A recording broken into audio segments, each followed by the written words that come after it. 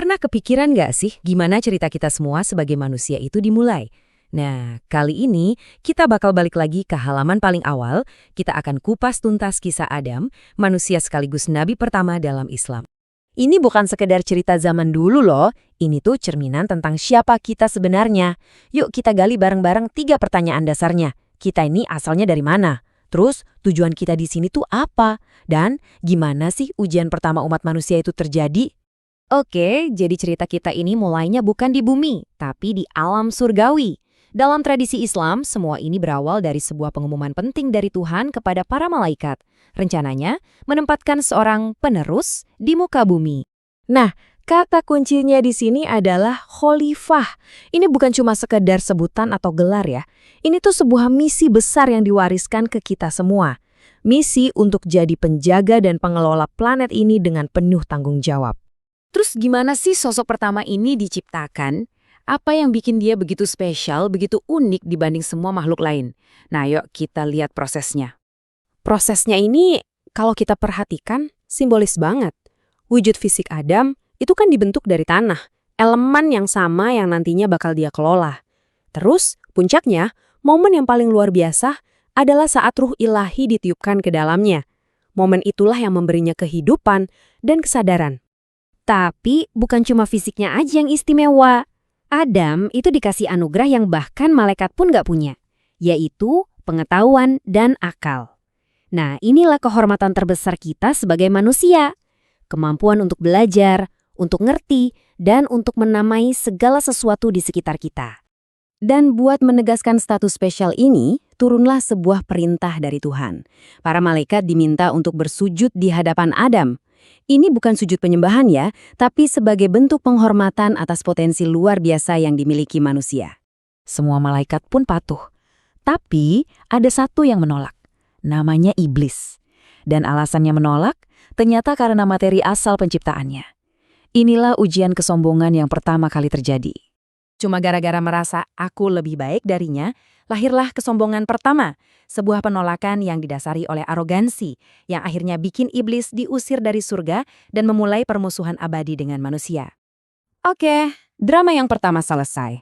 Adam sekarang ditempatkan di surga. Damai, indah. Tapi kok rasanya ada yang kurang ya kalau sendirian? Nah, untuk melengkapi kebahagiaannya, diciptakanlah Hawa sebagai pasangannya.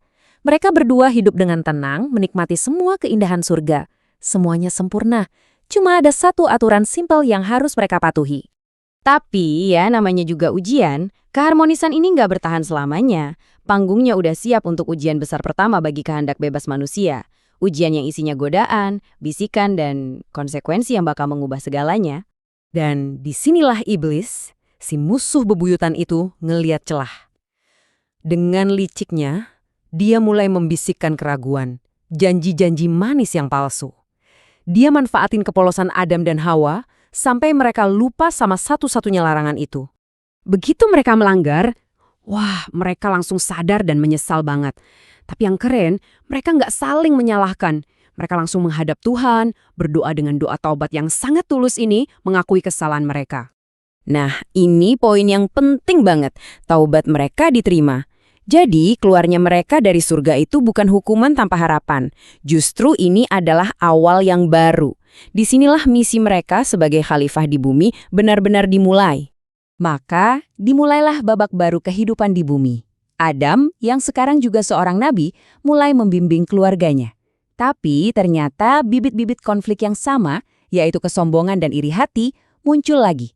Kali ini di antara anak-anaknya sendiri. Di sini, kita bisa lihat tragedi keluarga pertama dengan jelas banget. Coba lihat bedanya.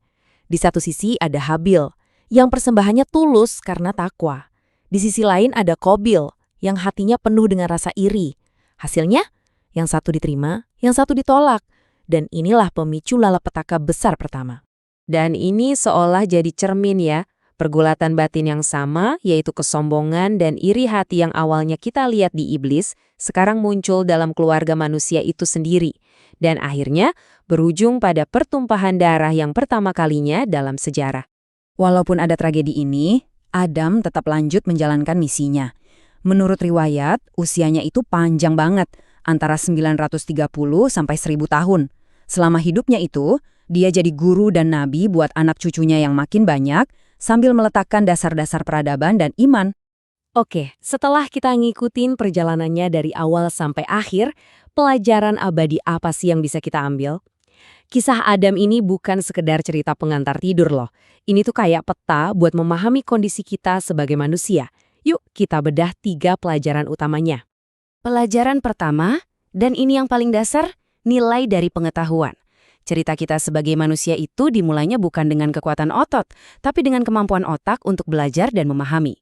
Ini jelas banget nunjukin kalau mencari ilmu itu adalah bagian inti dari identitas kita. Yang kedua, ini pelajaran tentang jatuh dan bangkit lagi. Coba deh lihat bedanya. Sombongnya iblis bikin dia terpuruk selamanya.